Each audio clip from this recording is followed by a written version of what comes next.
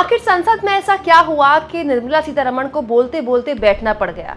दोस्तों, बजट पेश होने के बाद से लगातार विपक्षी आरोप लगा रहा है कि बहुत ही ज्यादा भेदभाव इस बजट में दूसरे राज्यों के साथ किया गया। विपक्षी आरोप लगा रहा है कि सरकार बचाने के लिए मोदी जी ने जो सारा फंड था, जो सारा एलोकेशन था, जो सारी बड़ी घोषणाएं थी, वो या तो आंध्र प्रदेश को दे दी या बिहार को दे दी। अब इस पूरे के पूरे मसले में जब आप राज्यसभा में आज शुरू हुई कार्यवाही तो राज्यसभा में विपक्ष के नेता मल्लिकार्जुन खड़गे खड़े हुए और उन्होंने इस पूरे के पूरे मुद्दे पर कुछ ऐसा बोला जिसे सुनकर वित्त मंत्री निर्मला सीतारमण नाराज हो गई। दोस्तों, निर्मला ने जवाब में क्या खड़गे को बोला और क्यों आखिर निर्मला को बैठना पड़ गया, ऐसा क्या उन्होंने बोला कि उनको बैठना पड़ गया, सब कुछ मैं आपको बताऊंगी। लेकिन पहले सुनिए खड़गे ने निर्मला के बजट की आलोचना करते हुए उन पर क्या आरोप लगाए। खड़गे ने यह तक कह दिया कि जिन लोगों के राज्यों को, मतलब नायडू और नीतीश को आपने बजट में सारा सब कुछ दे दिया, ये कल को किसी और के पास आ जाएंगे, मतलब किसी और के गठबंधन में शामिल हो जाएंगे। इस तरह से थोड़ी किया जाता है कि आप दो राज्यों को ही सब कुछ दे दें। इस पर निर्मला क्या बोली मैं आपको सुनाऊंगी, पहले खड़गे को सुनिए। चाहता हूँ जो 267 का, क्योंकि अब की स्थिति क्या है, आज की किस ढंग से लोकसभा और राज्यसभा चल रहा है और कैसा, उसके बारे में लोगों बाहर भी हमारा इम्प्रेशन है और आप भी जानते हैं, हम सभी लोग जानते हैं, तो वो मैं इसमें जाना नहीं। प्लीज सर, मैं सिर्फ आपसे ही रिक्वेस्ट करूंगा, जो कल बजट पेश हुआ उस बजट में किसी स्टेट को कुछ नहीं मिला और सबके थाली खाली और दो के थाली में पकोड़ा और ये अपना मान्य खड़गे जिलेबी, एक सेकंड, मान्य खड़गे ये दो छोड़ के मान्य किसी को नहीं मिला कुछ।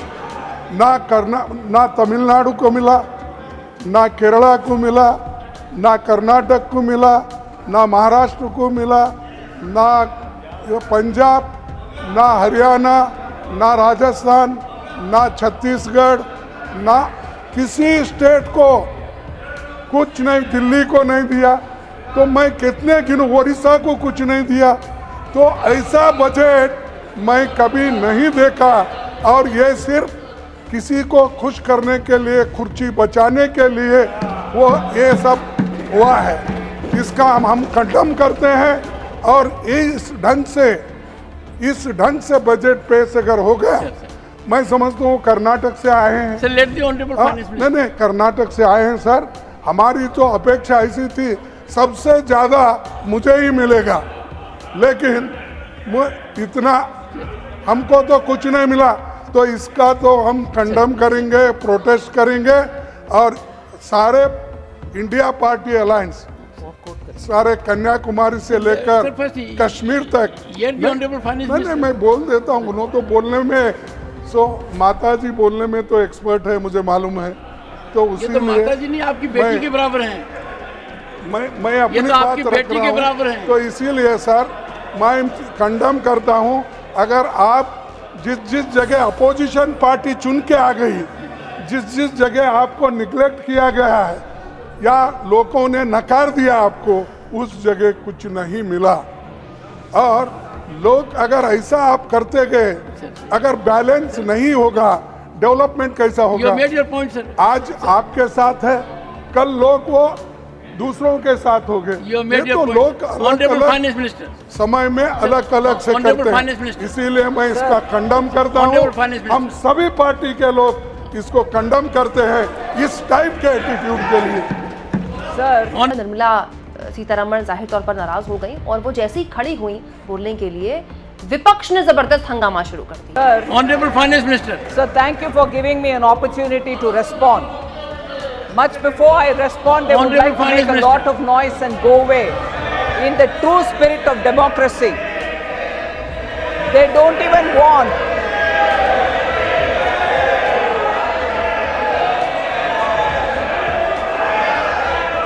Sir, it's a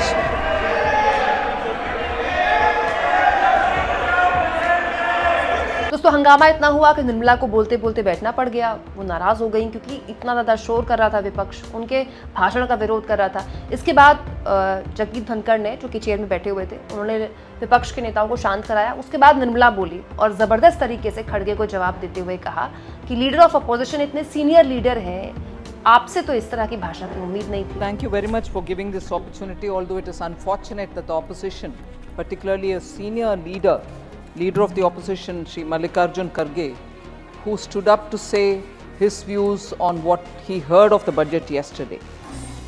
I would think, and maybe it's a bit too much to expect, that in the honor of democracy, at least the opposition would have stayed here to listen to what I have to respond.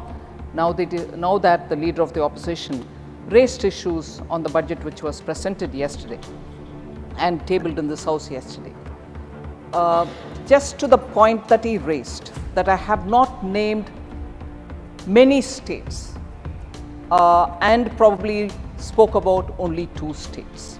There are a few points which I have to table here with your permission, voice here with your permission, as to what happens in a speech. Congress party has been in power for a very long time in this country. They presented so many different budgets, and they would know clearly that in every budget, you don't get an opportunity to name every state of this country. I'll take this example. Between vote on account, which was presented on 1st February this year, and now the full budget which was presented yesterday for this year, I have not named very many states.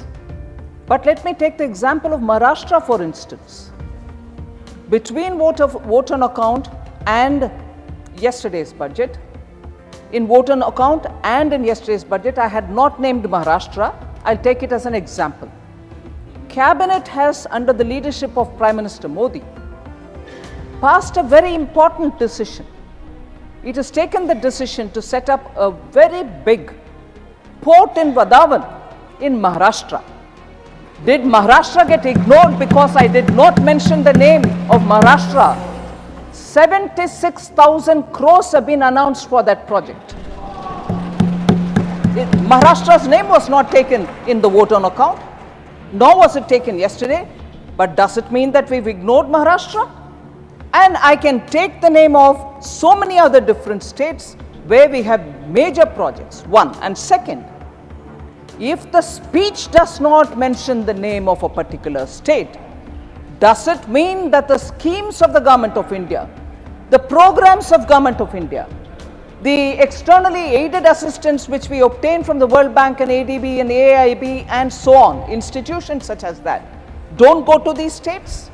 They go as per a routine, and actually the expenditure statement of the government, the department-wise allocation of the government, clearly item-wise mentions all this.